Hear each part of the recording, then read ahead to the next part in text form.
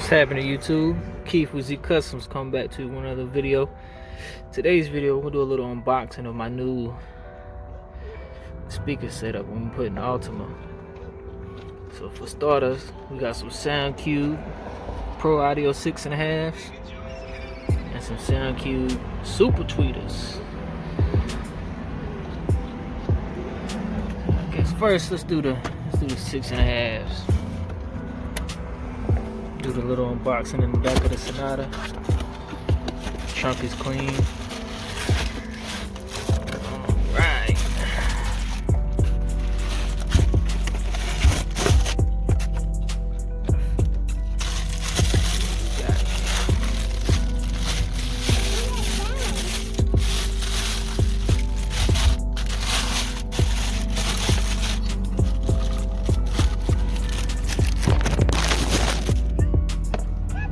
What? You see an airplane? I see it. Go play. Alright. I see it. Alright, so these things is beefy. So the 6.5s, 4 ohms.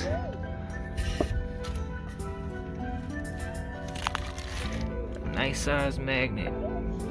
Relatively heavy too. I used to have the Crescendos years ago. These kind of remind me of them, but a little bit different. Just a little bit different. Let's see. What's the power rating on them? I think they are 100 watts RMS a piece. So definitely gonna take some good power. Let's get to these Super Tweeters, which they are 4 ohms as well, 75 watts RMS each. Let's crack these bad boys open.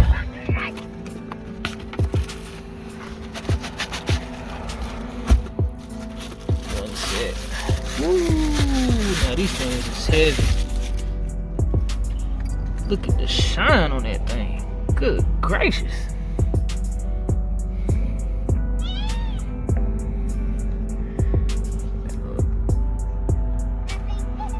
Crossover capacity built in.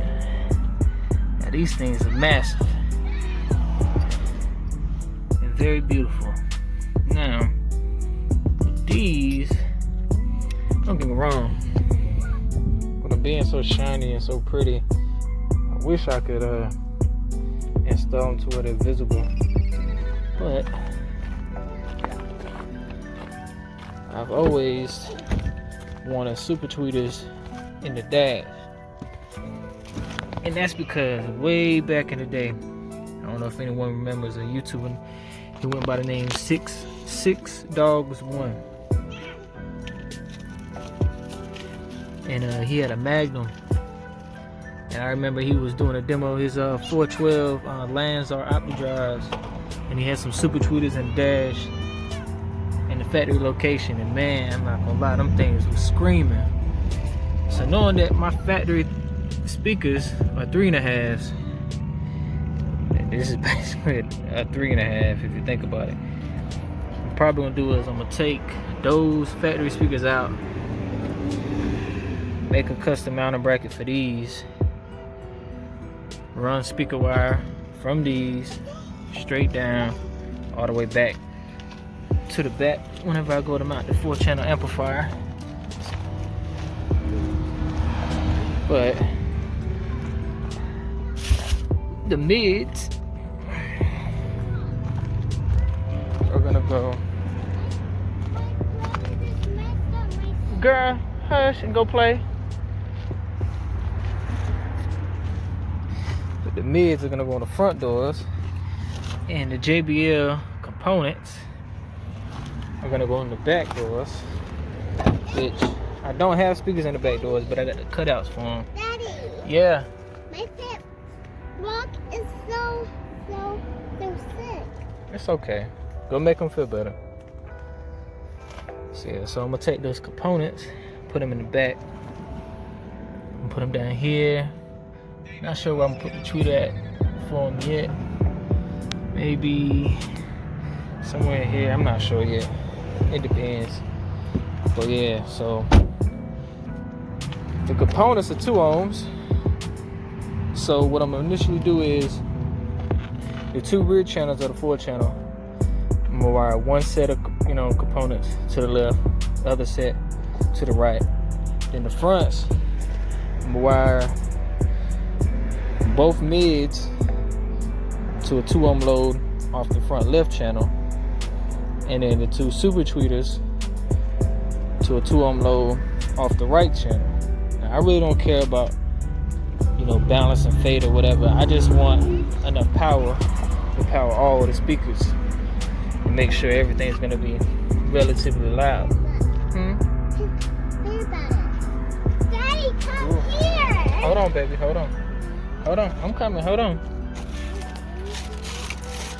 Excuse me, y'all. Outside playing with the kids. But yeah, there's a nice little box and little walk around video of the new Pro Audio mids and super tweeters. Can't wait.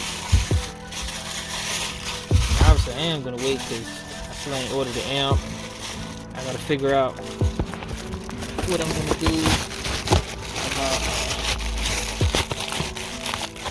whether I want to run another full amp kit or just do some fused power distribution blocks. Right now I still got the factory radio. So the factory radio, I got a LOC for the subs, and then I'll probably just get another 4-channel LOC for the mids and highs until I determine what I want to do radio wise. So right now, like I said, it's still factory. Not sure if I'm gonna upgrade, to a double din or do a Tesla screen or iPad. I'm not sure. But I mean, the cheapest route right now is just to get another converter, run the 4-channel amp, do it like that in the meantime, and man, them things gonna scream.